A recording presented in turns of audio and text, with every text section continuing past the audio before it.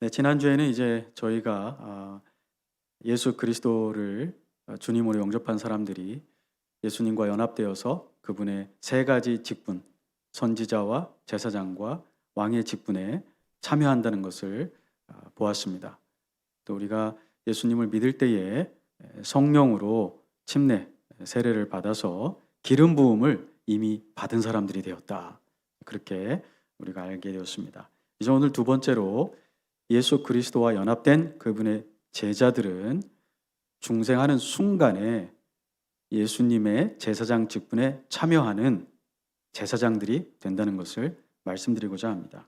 이것을 기독교 역사에서는 전신자 제사장 직분이다 이렇게 부르고 있습니다.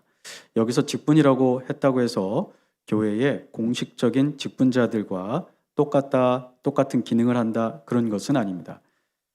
교회의 공식적인 직분은 구원뿐만 아니라 부르심이 있어야 되고 또 특별한 은사가 있어야 됩니다. 그런데 지금 저희가 상고하고 있는 세 가지 그리스도의 삼중 직분에 연합된 교회의 직분은 특정한 부르심을 받은 사람이나 특정한 은사를 받은 사람이 아니라 예수 그리스도와 연합되어 구원받은 사람이라면 누구나 중생하는 순간에 갖게 되는 영적인 영적인 정체성과 관련된 것입니다.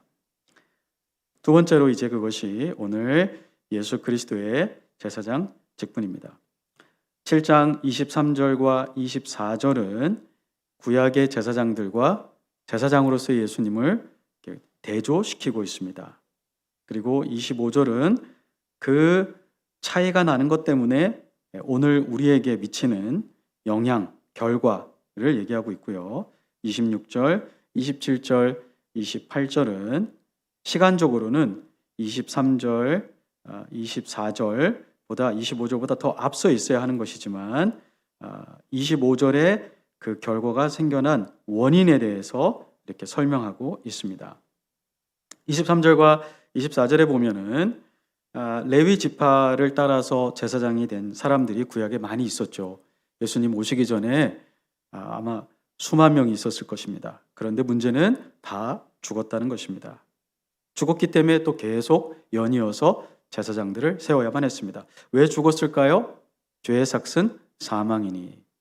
하나님이 제사장으로 세워서 인간의 죄 문제를 해결하기 위해 일시적으로 세워놓긴 하셨지만 그 인간 제사장들이 28절에 보면 뭐라고요? 약점이 있었다. 이 약점이라는 것은 율법 자체의 약점이 아니라 인간성 안에 있는 한계를 얘기하고 있습니다. 어떤 한계가 있었을까요? 26절과 27절에 보면 인간 제사장들은 죄가 있었구나. 이 죄의 문제로 자신들도 이 죄 문제를 완전히 극복하지 못하고 죽음을 맞이하게 되었다는 것을 보게 됩니다. 그런데 24절에 보면 우리에게 있는 제사장, 특별히 예수님은 대제사장이신데 그분은 영원히 계심으로 이렇게 얘기하고 있습니다.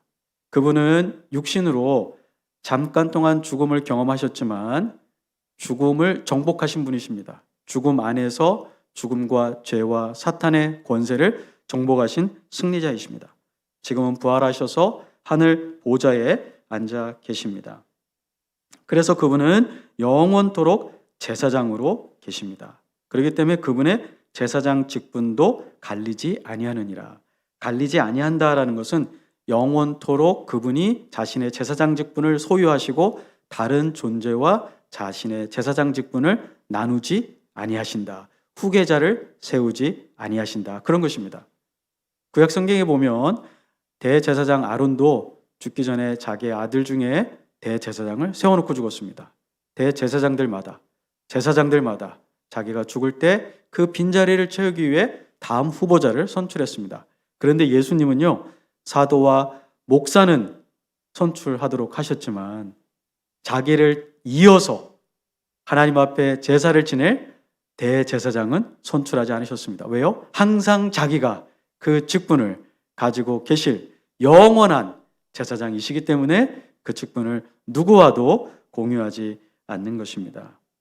마리아와도 예수님은 공유한 적이 없습니다. 하늘의 천사와도 어거스틴이나 칼빈과 같은 위대한 신학자와도 결코 자신의 제사장 직분을 공유하지 않으십니다. 이제 그렇게 영원토록 살아계신 그분 때문에 그러면 우리가 받게 되는 구약의 성도들이 아직 경험하지 못했고 약속으로만 받았는데 이제 그렇다면 그 완전한 대제사장이신 예수님이 오셨기 때문에 그리고 그분이 영원히 살아있기 때문에 우리에게 주어지는 혜택은 무엇인가? 25절에 설명하고 있습니다.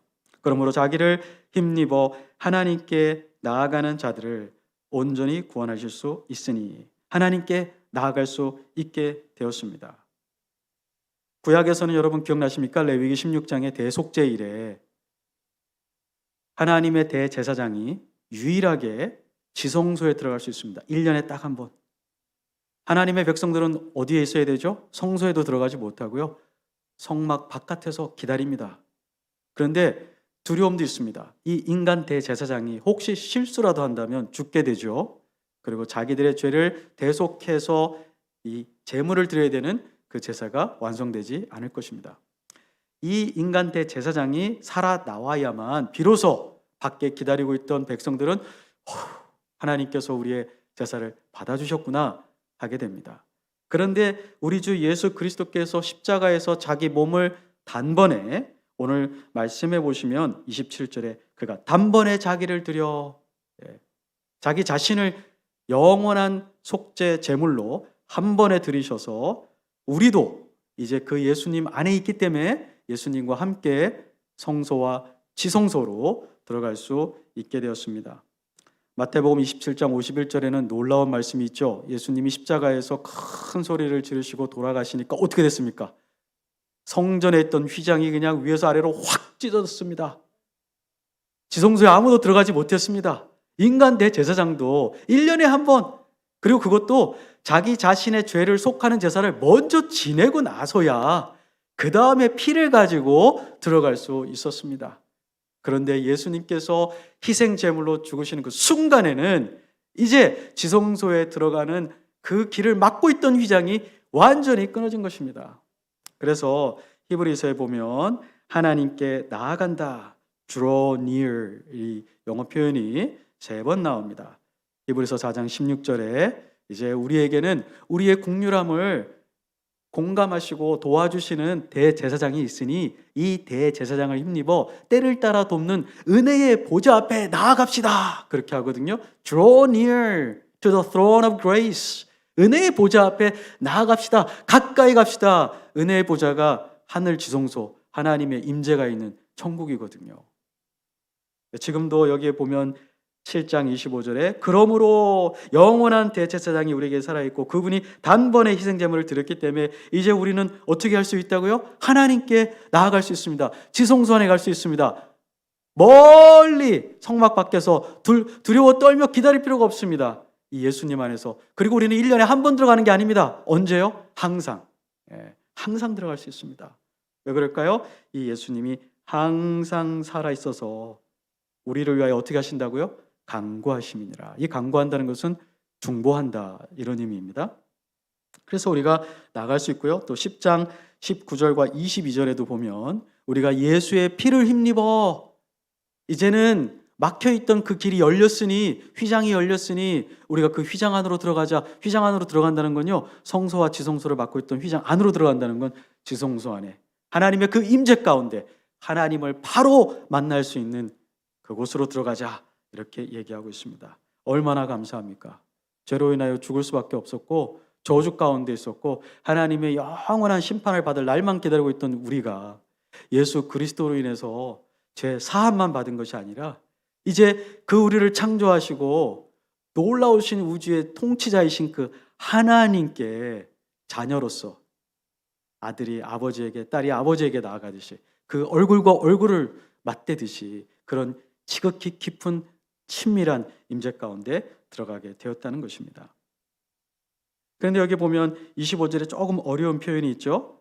그렇게 하나님께 나아가는데 온전히 구원할 수 있으니 하나님께 나아가는 자를 온전히 구원할 수 있다. 그러면 예수님이 십자가에서 우리를 위해 죽으신 게 뭔가 좀 부족한 게 있었다는 말인가? 아직 미완성이라는 말인가? 그렇지는 않습니다.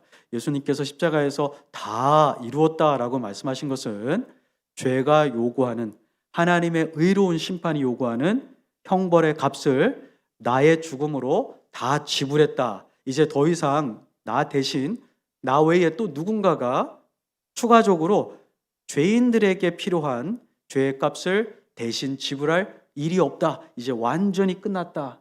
내 안에 있는 모든 죄인들은, 나를 믿는 죄인들은 내가 너희들의 모든 죄값을 받았기 때문에 더 이상 너희들은 하나님의 영원한 심판을 받지 않게 될 것이다. 그런 면에서는 예수님의 십자가 사역이 온전하고 완성된 것이고 추가적인 어떤 사역이 필요가 없습니다. 그럼에도 불구하고 하늘 보좌에서 지금 예수님은 우리를 위해서 쉬지 않고 어떤 역사를 하신다고요? 중보하는 역사를 하십니다. 중보에는 두 가지가 있습니다. 하나는 요한일서 2장 1절에 보면 만일 우리가 범죄하면 우리에게 누가 있다고요? 대언자가 계시는데 그 대언자는 의로우신 예수 그리스도다. 이렇게 얘기하고 있습니다. 우리가 예수 그리스도의 그 십자가 사역으로 죄사함을 단번에 받고 완전한 칭의를 받았지만 우리에게 아직 문제가 있습니다. 어떤 문제가 있죠? 우리의 인간성 안에는 죄성이 남아 있습니다. 그래서 죄의 영원한 결과로부터는 십자가 사건으로 단번에 해결이 되었지만, 완성되었지만 남아있는 우리 죄성으로부터 오는 죄의 영향력, 죄가 계속해서 우리를 넘어뜨리려고 힘을 발휘하거든요. 그 죄의 힘과 영향력으로부터 자유롭게 되는 것은 우리가 성화라고 부르죠. 그 성화는 아직도 진행되어 가고 있습니다. 그래서 예수님께서 하늘 보좌에 앉으셔서 왕으로서, 하늘 보좌에 앉으셨다는 건 왕으로 앉으셨다는 것이거든요. 왕으로서 대제사장의 역할을 동시에 수행하시면서 마귀가 우리가 죄를 범할 때마다 하나님 앞에 우리를 참소하죠. 하나님, 조동선 이 인간이 목사라고도 하지만 이 또 오늘 죄 짓지 않습니까? 이 남들은 모르지만 머릿속으로 음란한 생각도 순간 하고 또 거짓말도 또 남을 해하려고 하는 그런 마음도 생기지 않습니까? 이를 영원한 심판으로 하나님이 다스려야 됩니다. 이렇게 얘기할 때마다 우리의 대언자, 이 대언자라는 건 법정 용어입니다. 우리 예수님께서 하늘나라의 그 법정에서 그리스도의 자기 자신의 의로움으로 우리를 덮으셨다는 것을 하나님께 계속해서 입증, 확증해 주시는 사역을 하신다는 것입니다. 그런 의미에서 우리를 온전히 구원하신다. 계속적인 성화 가운데서 우리의 칭의가 상실되지 않고 유지되도록 하나님 앞에 보증하신다. 하나님 앞에 확증해 주신다. 이런 의미에서 온전히 구원하실 수 있다. 이런 말입니다. 예수님이 중보하신다는 두 번째 의미는 우리의 칭의를 보장해 주신다. 확증해 주신다. 그런 의미도 있지만 이 그리스도인들이 죄 많은 세상에서 또 우리 안에도 죄가 있죠. 살다 보면 여러 가지 시험과 환난과 유혹을 받습니다. 그런데 히브리서 2장 18절에 보면 우리의 대제사장이신 예수 그리스도께서도 육체를 입고 이 땅에 사실 때 뭘 받으셨냐면 시험을 받으셨어요. 그래서 고난 가운데 가셨어요. 그래서 그분이 고난을 거치셨기 때문에 고난받는 우리들을 잘 아시고 하늘 보좌에서 우리의 필요가 무엇인지를 정확하게 아시고 우리의 필요를 공급해 주신다는 것입니다. 그래서 히브리서 4장 16절에는 15절을 먼저 얘기하죠. 우리와 한결같이 시험을 받으셨으나 죄는 없으신 우리의 대제사장 예수 그리스도께서 우리의 연약함을 긍휼히 여기지 못하는 분이 아니요, 즉 긍휼히 여기고 공감하는 분이시기 때문에 그러니 때를 따라 돕는 은혜를 주는 지성소 안으로 들어가자. 누구를 통해서요? 예수 그리스도를 통해서 들어가자. 그래서 주님께서는 지금 하늘 보좌에서 우리 각자 성도님들이 매일매일 겪는 시험, 어려움, 유혹, 두려움, 그 가운데서 넘어져서 완전히 믿음으로부터 떨어져 나가지 않도록, 배교하지 않도록 주님께서 지금 하늘 보좌에서 우리를 인도하시고 도우시는 것입니다. 이것이 바로 예수님의 중보사역의 두 번째 역사입니다. 아까 그 말씀드린 요한일서 2장 1절에 우리에게 대언자가 있다라고 했는데요. 그 대언자는 헬라어로 파라클레토스입니다. 요한복음에서 예수님이 성령님이 오시면 보혜사라고 하셨는데 바로 그 보혜사가 예수님에게도 적용됩니다. 보혜사의 뜻이 여러 가지가 있죠. 위로한다, 도움을 주신다, 그렇죠? 카운슬러, 상담자. 그 다음에 법정에서 우리를 보호해 주신다. 요한 1서 2장 1절은 법정적인 변호자의 의미를 강조했을 뿐이지 예수님의 중보사역 가운데 우리를 상담해 주시고 우리를 도와주시고 우리를 위로해 주시는 그 사역을 부인한 것은 아닙니다.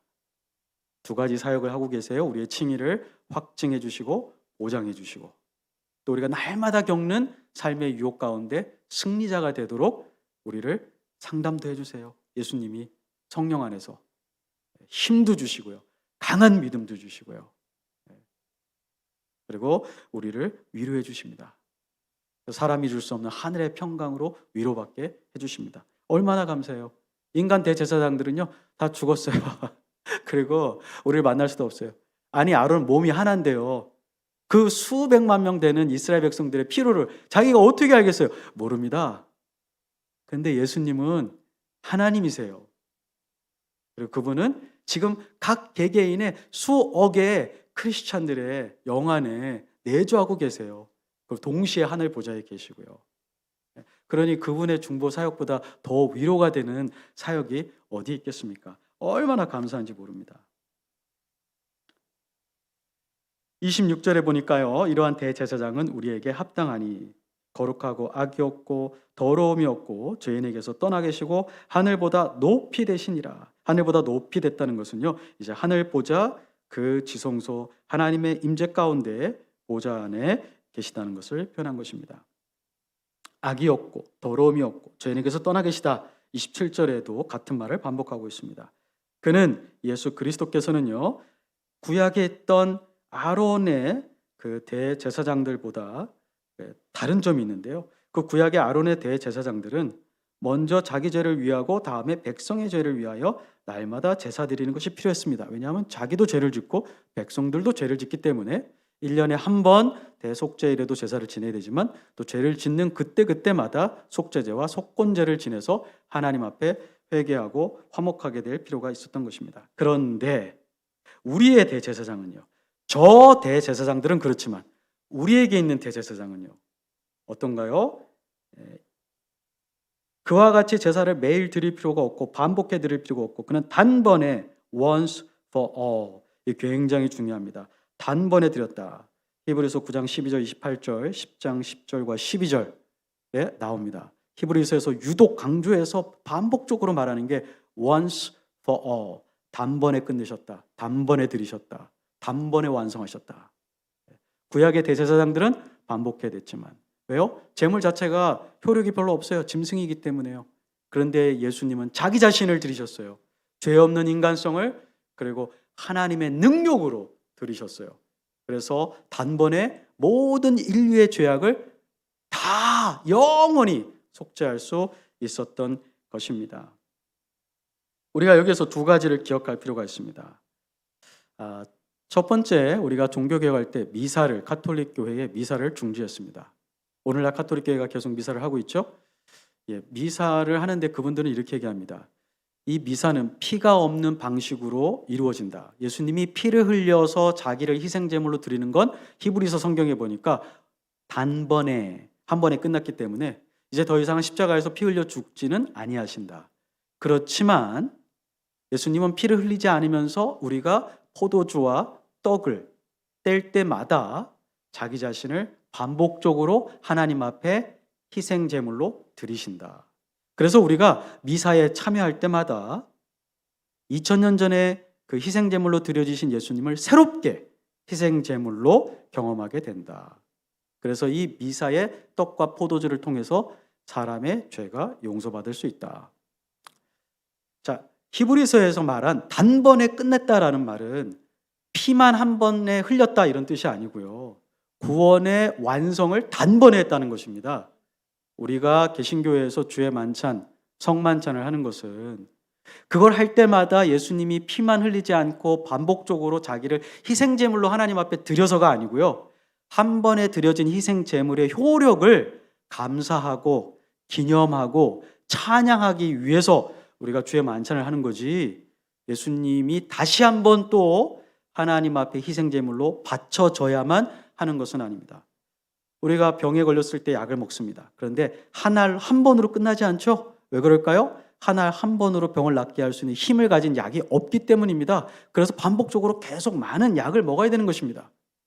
예수 그리스도가 반복적으로 희생 제물로 바쳐져야 된다는 말은 무슨 뜻일까요? 2000년 전에 바쳐진 그 제사는 그때에는 유효하고 그때에는 충분했지만 지금은 부족하다는 것입니다. 그래서 우리는 이 매번 드려지는 예수님의 희생 제사라는 것을 비성경적이고 그리스도의 완성된 구원 역사를 부인하는 행위이기 때문에 적그리스도적이다. 우리는 그렇게 믿고 있습니다. 그래서 여러분 캐톨릭 교회에 혹시 가족들이 있어서 거기에 불가피하게 그분들이 드리는 예배의 현장에 있을 수밖에 없다 하더라도 그분들이 드리는 미사에는 절대 참여해서는 안 되는 것입니다. 우리는 이미 완성된 예수 그리스도의 보혈을 감사하고 찬양할 뿐이지 예수 그리스도가 다시 하나님의 희생제물로 희생되어야 된다고 믿지는 않습니다. 또 하나 중요한 것은 25절에 우리가 하나님께 나아가는데 누구를 힘입어 나가죠? 우리의 대제사장이신 예수 그리스도만 힘입어 나아갑니다. 그래서 우리는 Christ alone, 오직 그리스도로만, 이게 또 종교개혁의 아주 핵심 가치 중에 하나였습니다. 우리는요 그리스도와 플러스 마리아, 그리스도 플러스 가브리엘 아닙니다. 이신칭의가 뭡니까? 믿음으로만 의롭게 된다는 거죠. 믿음과 행위로 의롭게 된다는 거 아닙니다. 믿음으로만 의롭게 된다는 거예요. 믿음으로만 의롭게 된다는 것은 믿음만 요구된다는 겁니다. 우리가 그리스도를 힘입어 하나님 앞에 나아간다는 것은 예수 그리스도로만 하나님 앞에 나아간다는 것입니다. 마리아의 중재가 필요가 없습니다. 하나님은 예수님의 보혈로 충만하게 만족하셨어요. 마리아의 피로 구원받을 수 없습니다. 마리아는 신이 아닙니다. 마리아의 피는 그런 효력이 없어요. 마리아도 죄인이었습니다. 마리아가 내 구주께서 이런 얘기를 했거든요. 자기도 구원받아야 될 죄인임을 인정했습니다. 디모데전서 2장 5절에 뭐라고 했습니까? 하나님도 한 분이시오. 하나님과 사람 사이에 중보자도 한 분이시니 곧 사람이신 예수 그리스도시라. 그렇게 얘기하셨어요. 예수 그리스도께서 하나님과 사람 사이의 중보자가 될 수 있는 것은 그분이 한편으로는 하나님이시면서 한편으로는 죄 없는 인간성을 가지신 분이기 때문에 양쪽을 하나가 되게 할 수 있는 분이었습니다. 그러나 어떠한 인간도 그렇게 될 수가 없습니다. 가톨릭 교회에서는 우리의 중보를 위해서 성자들에게 기도합니다. 사람이 죽으면 그 죽은 사람에게 은혜를 내려달라고, 죄사함을 얻게 해달라고 한국의 유명한 돌아가신 신부님 이름도 거론합니다. 그리고 교회 역사에 있었던 유명한 성자들의 이름도 거론하고 하늘의 천사들의 이름도 거론하면서 그들의 공덕으로 죽은 우리 형제자매 누구누구를 연옥에서 빨리 좀 끝나고 천국에 들어갈 수 있게 해달라고 그렇게 기도합니다. 그럴 수 없습니다. 왜요? 기도는 하나님의 말씀에 의거해서만 기도해야 됩니다. 물론 성경에 보면 예수님께서 우리에게 모든 걸 다 구하라고 하셨습니다.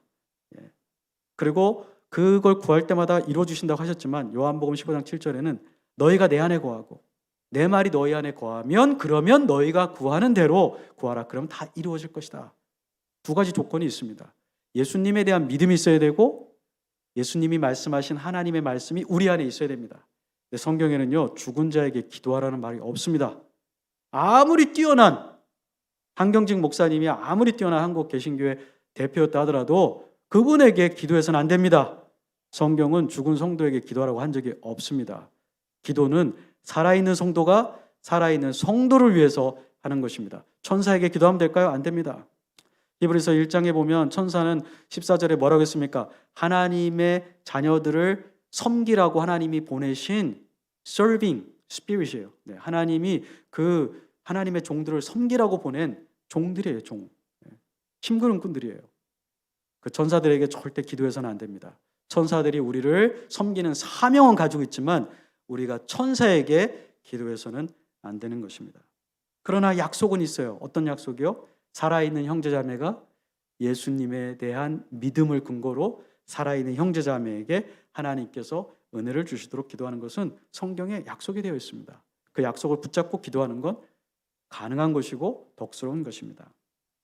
자, 이제 이런 예수 그리스도의 구속의 사건을 통한 이 제사장 직분을 우리도 참여하게 하셨다고 그러죠. 그래서 아까 읽었던 여러분 베드로전서 2장 5절의 말씀을 봐주시면 좋겠습니다.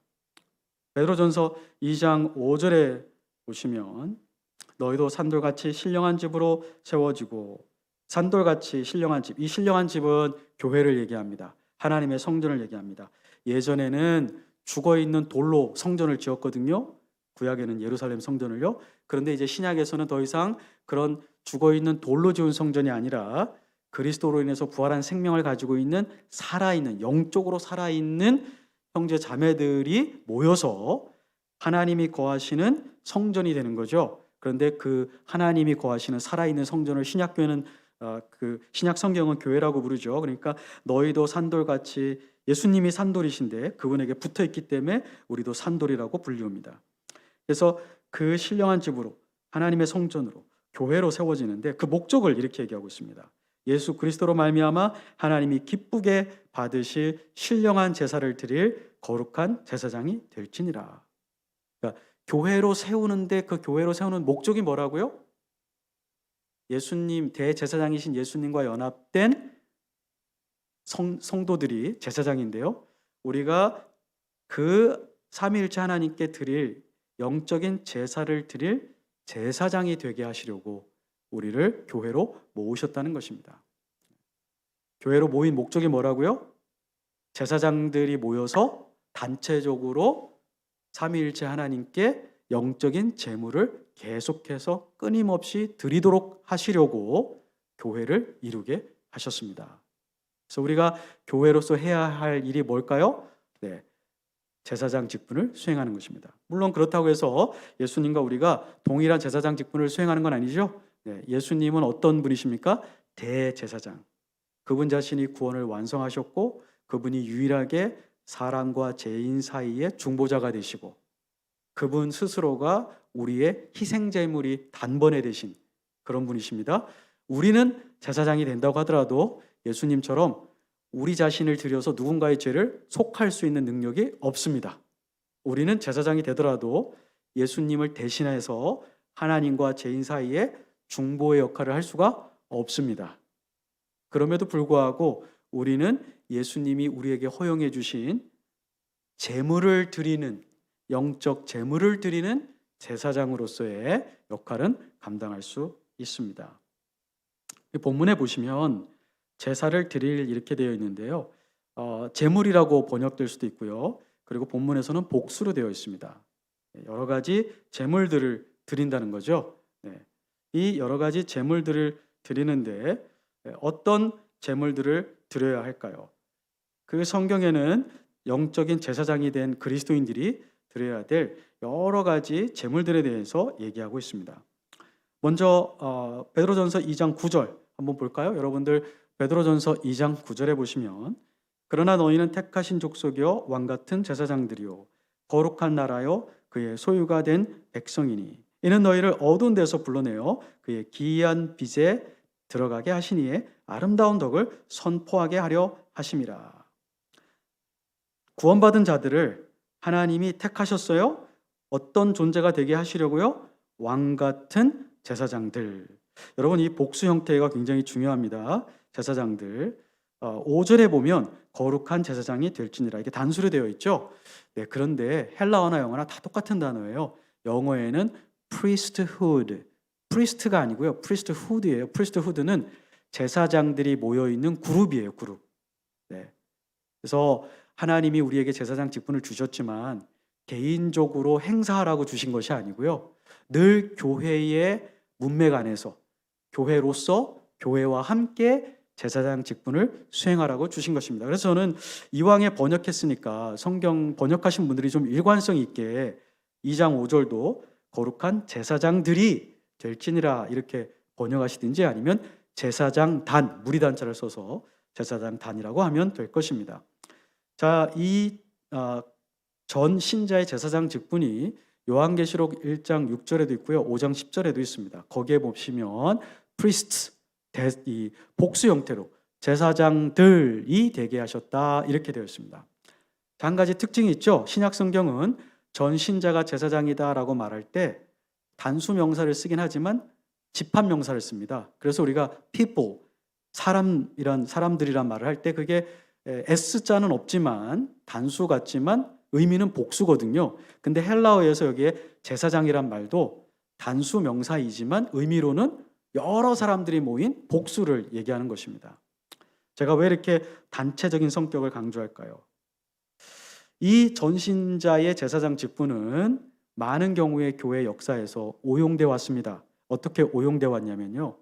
무교회주의. 여러분 들어보셨죠? 무교회주의. 네, 한국에도 아주 유명한 분이 계셨어요. 그래서 TV에도 나오고 하셨는데 무교회주의는 성경에 따른 전신자 제사장 직분이 아닙니다.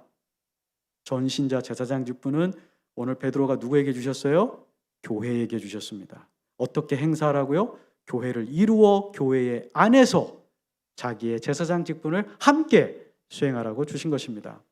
나도 제사장이니까 교회 더 이상 안 가겠습니다. 나 혼자 이제 집에서 예배 드리겠습니다. 나 교회에서 목사님에게 상처받았습니다. 나 교회에서 우리의 그룹 안에 있던 누구누구에게 상처받았습니다. 난 더 이상 상처받기 싫습니다. 나 교회 안 가도 됩니다. 나 제사장인데 내가 기도하고 내가 하나님 찬양하고 말씀 읽으면 내가 하나님 앞에 예수님을 통해서 지성소 안에 들어가는데 뭐가 부족합니까? 이걸 한국에서 뭐라고 부르죠? 가나안 성도라고 부르죠.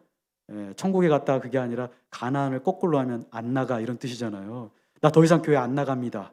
그렇지만 나는 성도입니다. 나 교회에 안 나갑니다. 그렇지만 나는 제사장입니다. 아니요. 성경은 한 번도 그렇게 가르친 적 없습니다. 성경에서 말하는 전 신자의 제사장은 사실은 전 신자들의 제사장입니다. 단수가 아니고 복수예요. 교회가 없는 제사장 직분의 수행은 성경은 한 번도 허락한 적이 없습니다. 두 번째, 이 전 신자들의 제사장 직분이 또 어떻게 오용되어 왔냐면요. 교회에 하나님이 세우신 합당한 직분자들을 무시하고 부인하는 형태로 왔습니다. 그래서 어떤 교회 기독교 공동체는 목사나 장로의 직분이 아예 없어요. 그냥 다 형제예요. 물론 우리가 다 형제입니다. 우리가 여러분이 저에게 조형제라고 불러도 상관없습니다. 맞는 말입니다. 제가 그리스도 안에서 여러분의 형제죠. 제가 만약에 목회한다면 저는 정말 형제님들에게 저를 형제라고 불러도 된다고 말하고 싶어요. 저도 그렇게 부르고 싶고요. 그럼에도 불구하고 하나님은 교회 안에 직분자들을 따로 공식적인 직분자들을 세우셨어요. 사도행전 20장 28절에 보면 바울이 에베소 장로들 목회자들을 불러가지고 뭐라고 얘기합니까? 성령께서 너희를 교회의 감독으로 세우셨다. 성령님이 세우신 거예요. 목회자 직분, 장로 직분 우리끼리 좋아가지고 우리 생각에 이렇게 하면 교회 좀 잘 될 것 같은데 그런 게 아닙니다. 전 신자를 제사장으로 부르신 그 하나님께서 동일하게 교회 안에 또 누굴 세우세요? 공식적인 특별한 직분자들을 세우세요. 디모데전서 3장, 디도서 1장에 보면 목사와 집사의 그 장로와 감독의 세우는 기준이 있지 않습니까? 네. 우리가 전 신자들의 제사장 직분을 가지고 있지만 그렇다고 해서 이렇게 얘기하면 안 된다는 거죠. 목사님 나도 제사장이고 목사님도 제사장이니까 우리 돌아가면서 설교 한 번씩 하죠.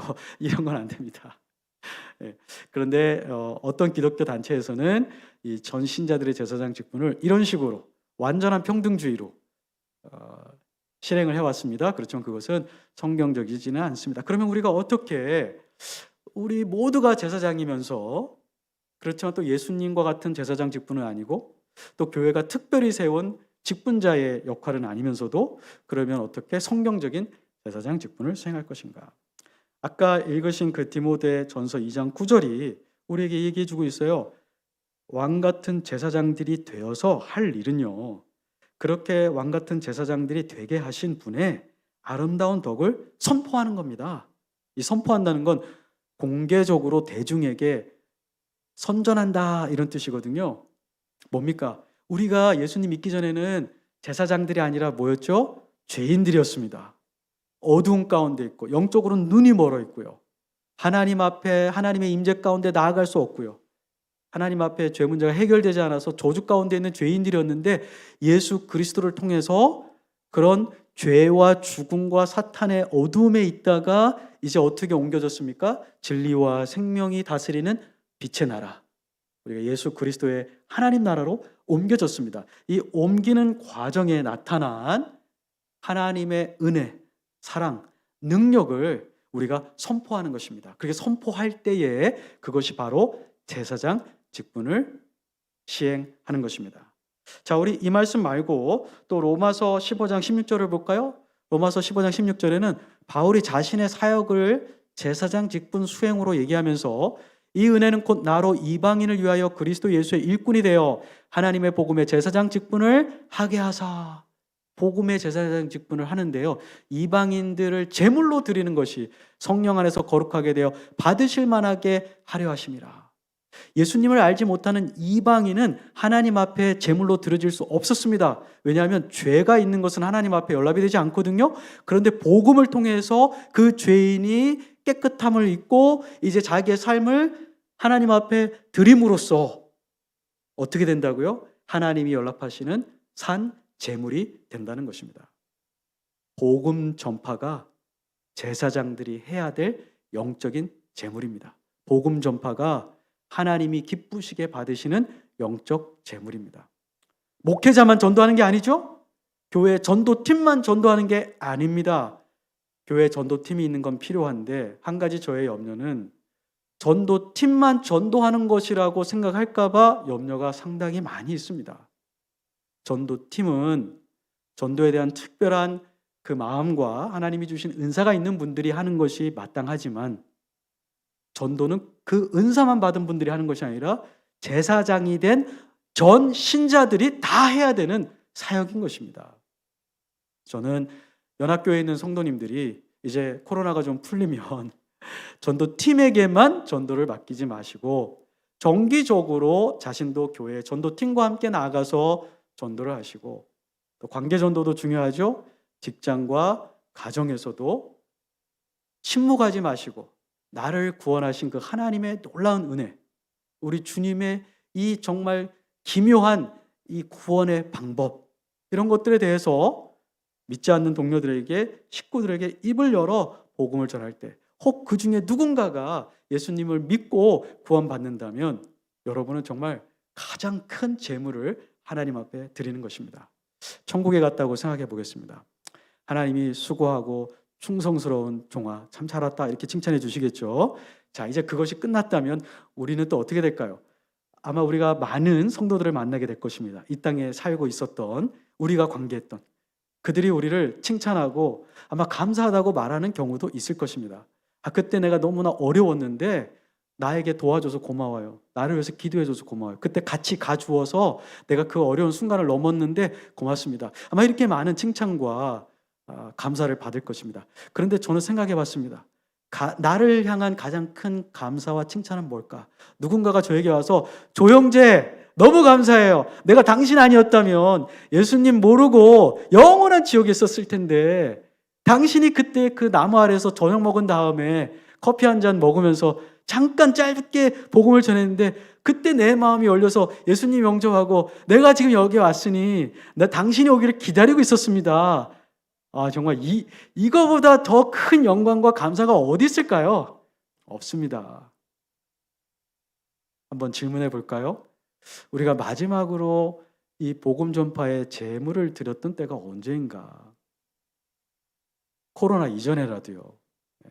그러나 코로나라고 해서 이 복음 전파의 제물을 바치는 게 잠깐 유보됐을까요? 하나님이 얘들아 지금 코로나 시즌에 만나기는 어려우니까 내가 요거는 면제해 주겠다. 그랬을까요? 그렇지 않죠. 왜요? 사람은 계속 죽어가거든요. 복음의 능력은 코로나에도 변함없이 여전하시거든요. 우리가 방법을 찾아야겠죠? 그렇지만 이 복음 전파의 제물을 드리는 우리 제사장의 사명은 바뀌지 않았다는 것입니다. 두 번째, 성경에 보시면 우리의 삶을 통해 예배하는 것, 그것을 또 하나님께서 기쁘게 받으시는 영적 제물로 받으십니다. 로마서 12장 1절을 한번 같이 볼까요? 그러므로 형제들아 내가 하나님의 모든 자비하심으로 너희를 권하노니 너희 몸을 하나님이 기뻐하시는 거룩한 산 제물로 드리라. 이는 너희가 드릴 영적 예배니라. 네, 우리가 제사장들인데 제사장들은 재물이 있어야 되거든요. 근데 어떤 재물을 드려야 되냐면요, 우리 자신을 드리는 거예요. 우리의 몸을 드리는 건데요. 여기에서 몸은 이 바디, 이 육체적인 몸만 얘기하는 게 아니고요. 몸을 통해서 하는 모든 인격적인 행위, 삶을 얘기합니다. 우리의 삶 자체를 얘기합니다. 예배를 드리라고 했는데요. 이 예배라는 건 공예배가 있고 개인적인 예배가 있습니다. 삶의 예배가 있습니다. 오늘 로마서 12장 1절은 공예배를 말씀드리는 것이 아니라, 공예배를 부정하는 건 아니지만 그 강조점이 공예배 말고도 24시간 사는, 7일 동안 사는 삶의 모든 영역, 주일, 낮, 수요, 금요, 그런 저녁 시간만이 아니라 월요일부터 주일까지 낮과 밤 모든 시간에 드려지는 우리의 삶이 그 자체가 하나님 앞에 예배가 되어야 된다는 것입니다. 가르치는 자는 가르치는 그 역할에 있어서요, 과학자는 과학적인 연구를 하는 그 역할에 있어서요, 의사는 환자를 치료하는 그 영역에 있어서요, 이런 영역에 있어서 우리 하는 행위가, 우리가 눈으로 바라보는 것이, 귀로 듣는 것이, 먹고 마시는 것이, 발로 행하여 가는 그곳이 하나님의 영광을 위한 것이어서 하나님이 기쁘게 받으시는 예배가 되도록 해야 된다는 것입니다. 이것이 바로 우리가 하나님께 드릴 영적 제물입니다. 또 하나님은 성도의 기도를 하나님이 기뻐하시는 거룩한 영적 제물로 받으십니다. 시편 141편 2절을 한번 볼까요? 계시록 8장 4절. 나의 기도가 주의 앞에 분향함과 같이 되며 나의 손드는 것이 저녁 제사같이 되게 하소서. 우리의 기도가 어떻게 된다고요? 저녁 제사처럼. 하나님이 우리의 기도를 받으세요. 뭐 저녁에만 받으시지는 않으시죠. 아침에도 받으시고 낮에도 받으세요. 요한계시록 8장 4절. 향연이 성도의 기도와 함께 천사의 손으로부터 하나님 앞으로 올라가는지라. 성도의 기도가 하나님의 이 지성소 안에 들어가는 영적 제물이 됩니다. 우리 주님께서 지금 지성소에서 우리를 위하여 중보해 주시지 않습니까? 우리가 또 성도를 위하여 하는 그 중보 기도도 하나님께서 기쁘시게 영적 제물로 흠양하신다는 것입니다. 우리가 축복 기도를 해줄 필요가 있습니다. 역대하 30장 27절에 보면 제사장과 레위 사람들이 온 백성에게 손을 들어서 하나님의 은혜가 그들 백성 위에 임하기를 축복합니다. 이 축복 기도가 하늘에 상달되었다, 이렇게 나옵니다. 우리가 형제들을 위해서 기도해야 되는데요, 아주 다방면에 기도해야 됩니다. 야고보서 5장 15절과 16절에 보면 야고보께서 병든 자가 있느냐, 병 낫기를 위하여 서로 기도하라. 네, 우리가 병든 자를 위해서 기도해 주지 않습니까? 하나님이 너무 기뻐하세요. 흠양하세요. 네. 병든 자만을 위해서 기도할까요? 아닙니다. 교회 사역을 위해서도 기도해야 됩니다. 그래서 데살로니가 전서 5장 25절에 보면 바울이 자기의 전도팀을 위해서 데살로니가 교회에게 우리를 위하여 기도하라. Pray for us.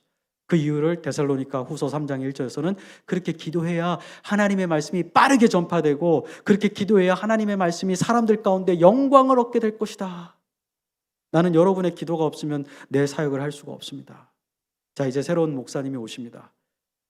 제사장들인 이 연합교회의 모든 제사장들은 어떻게 해야 될까요? 모든 성도님들은 어떻게 해야 될까요? 네. 새로운 목사님의 말씀 사역, 신방 사역, 가르치는 사역이 속히 흥황하도록, 그것이 효과적으로 전달되도록, 그것이 열매를 맺도록, 그 말씀 사역을 통해서 죽은 자가 살아나는 일이 이 교회 가운데 있도록 여러분들이 기도해 주셔야 됩니다. 그리고 하나님이 그것을 흠양하신다는 거예요. 기쁘게 하나님 앞에 향연이 이렇게 위로 올라가지 않습니까? 기도가 하나님께 상달된다는 거예요. 시험에 든 자들을 위해서 기도해 주십시오. 시험에 든 자들을 위해서. 또 나를 핍박하는 자를 위해서, 내 신앙 때문에 나를 핍박하는 자를 위해서 기도해 주십시오. 특별히 예수님이 그렇게 하셨죠. 누가복음 23장 24절에 아버지여 저들의 죄를 사하여 주옵소서. 저들은 자기가 무엇을 하는 것인지 알지 못하나이다. 우리도 우리를 신앙 때문에 핍박하는 자들을 위해서 축복 기도해 줄 때 하나님이 그것도 기뻐하세요. 원수를 갚겠다고 보복하지 않고 미운 마음을 간직하지 않고 그 사람을 위해서 복을 빌어줄 때 하나님 너무 기뻐하세요. 아, 네가 참 나의 제사장으로서 일을 잘하고 있구나. 우리 예수님이 기뻐하시는 거죠. 예, 우리 대제사장이신 예수님께서 착하고 충성되다, 이렇게 해 주실 것입니다. 회개의 기도. 시편 51편 17절에 보면 다윗이 큰 죄를 범하고 바세바를 범한 다음에 하나님께서 원하시는 것은 상하고 통회한 마음이라 주께서 받으시리니, 주께서 이 회개하는 죄의 고백을 받으십니다. 여러분들 저녁이나 아침에 혹시 내 삶 가운데 어떤 죄악된 것이 하나님이 기뻐하지 않는다는 것이 생각될 때 그 순간 바로 고백할 때, 요한일서 1장 8절 9절에 약속되어 있죠.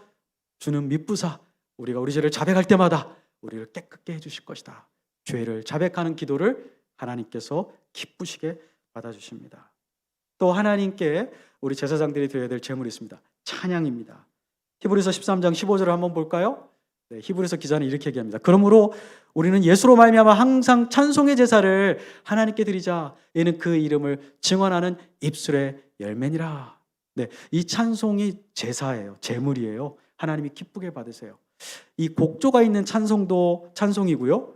곡조가 없지만 고백하는 것, 이 증언한다는 말, 아까 복음 전파한다는 거하고 똑같은 단어거든요. 사람들 앞에서 증언하는 거예요. 여러분 좀 들어보세요. 내가 이런 고난 가운데 있었는데 하나님이 내가 기도했는데 이렇게 응답해 주셨어요.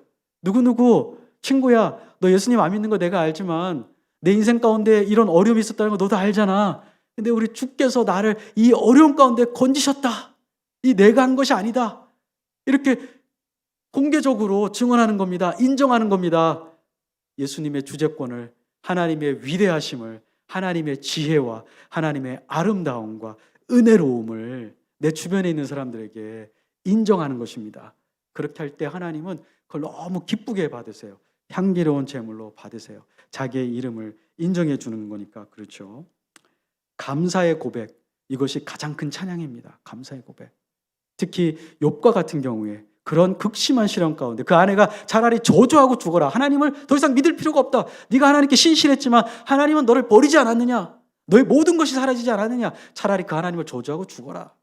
이런 상황에서도 욥은 하나님에 대한 신앙을 저버리지 않고 그에게 하나님께 주신 분도 하나님, 취하시는 분도 하나님, 감사합니다.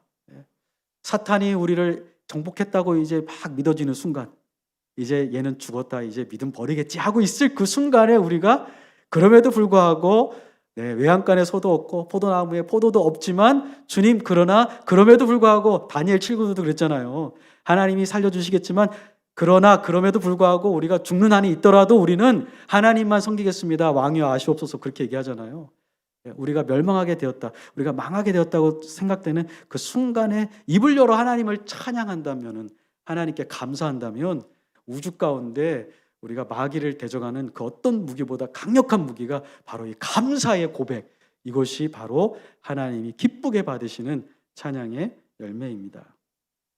다섯 번째, 우리 전 신자들이 드려야 될 하나님 앞에 영적인 제물은 선행과 구제입니다. 히브리서 아까 읽었던 말씀 바로 그 다음에 있는 13장 16절 9절입니다. 히브리서 기자가 이렇게 얘기합니다. 오직 선을 행함과 서로 나누어 주기를 잊지 말라. 하나님은 이 같은 제사를 기뻐하시느니라. 하나님이 받으시는, 제사장들인 우리로부터 받는 제물이 있으세요? 어떤 거라고요? 선행 그리고 구제입니다. 이 문맥은요, 13장 16절은 교회의 성도를 대상으로 먼저 그렇게 하라는 것입니다. 그렇다고 성도만이 아니고 교회 밖에 있는 사람들에게도 해야 되는 것이지만, 어떠한 선행이라도 한다면 하나님은 그걸 뭐로 받으신다고요? 제물로 흠양하시는 것입니다. 그런데 선을 행할 때 힘듭니다. 귀찮습니다. 불편합니다. 나에게서 뭔가 희생이 돼야 되고 시간을 내야 되고 찾아가야 되거든요. 근데 그런 게 귀찮고 힘들어서 안 하다 보면 뭐를 못하게 되죠? 선행의 기회가 사라져 버리더라고요. 제 삶을 보니까요. 제 생각에는 이렇게 해줘야겠다 생각하다가 이런 필필 내가 이 문제가 해결되면 가지, 다음에 좀 환경이 허락하면 가지 했다가 그 기회 자체가 사라지는 걸 보게 되었습니다. 기회를 놓치지 마십시오. 선행의 어떤 기회가 있을 때 붙잡으시고 그것을 행하시면 하나님께서 기쁘시게 받으십니다. 구제도 마찬가지입니다. 우리가 가지고 있는 것으로 어려운 형제자매들, 꼭 필요한 형제자매, 사역자들의 삶을 돌보고 사역에 필요한 것들을 채우는 이 구제의 사역을 하나님이 기쁘시게 받으신대요. 히브리서 기자는 뭐라고 했습니까? 잊지 말라. 잊지 말라는 건 뭐죠? 잊어버리지 말고 게으르지 말고 열심으로 실천하라. 그렇게 얘기하고 있습니다. 마지막으로 우리가 하나님께 드려야 될 영적인 재물은 뭘까요? 교회적인 헌금입니다. 빌립보서 4장 18절을 한번 볼까요? 내게는 모든 것이 있고 또 풍족한지라 에바브로디도 편에 너희가 준 것을 받았으므로. 에바브로디도는 빌립보 교회의 대표로서 로마 감옥에 있는 바울에게 지금 헌금을 갖다 주었습니다. 내가 풍족하니 이는 받으실 만한 향기로운 제물이요. 네, 향기로운 제물이라고 얘기하고 있습니다. 하나님께 드리는 헌금이 향기로운 제물입니다. 개인적으로 성도를 구제하는 것도 하나님께 향기로운 제물이지만 교회를 통해서 하나님의 복음 전파가 이루어지도록 드리는 것도 바울은 뭐라고 했습니까? 향기로운 제물이다. 이렇게 얘기했습니다. 우리가 헌금 시간이 있지 않습니까? 헌금 시간마다 우리가 뭘 드리는 거예요? 제사장들이 제물을 드리는 거예요. 하나님 앞에요. 향기로운 제물을요.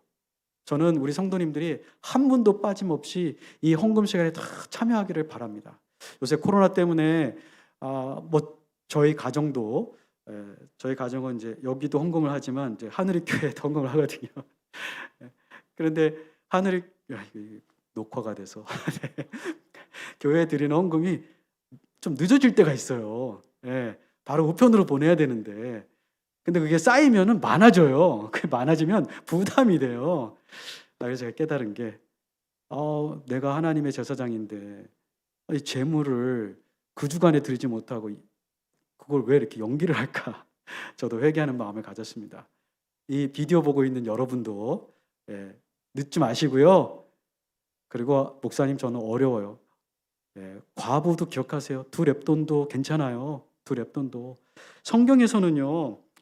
없는데 내라고 하는 게 아닙니다. 고린도후서 9장 5절과 또 고린도후서 6장 7절에 보면 자발적으로 헌금할 것이요 억지로 하지 말 것이니 하나님은 즐겨내는 자를 받으신다.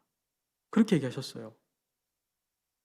그리고 또 고린도전서 15장 1절에는 바울이 이렇게 얘기합니다. 내가 고린도 교회도 얘기했지만 갈라디아 교회도 얘기했지만 고린도 교회에 얘기하노니 주의 첫날 주일날 너희 소득에 비례하여 하나님이 너에게 복 주신 대로 복을 많이 받았으면 많이, 근데 하나님이 조금밖에 안 주셨으면 그 비례대로 자원하여 하나님께 드리라.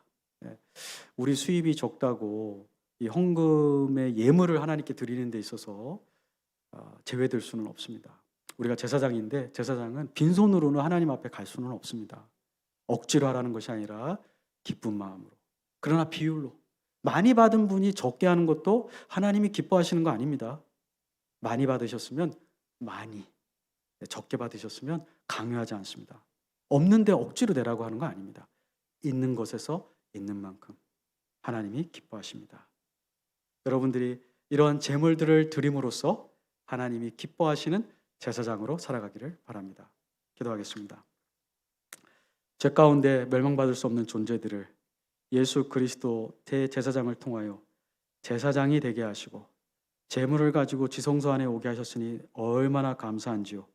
하나님의 면전에 죄인이 설 수가 없는데 예수 그리스도 안에서 하나님의 면전에 서게 하셨으니 감사합니다.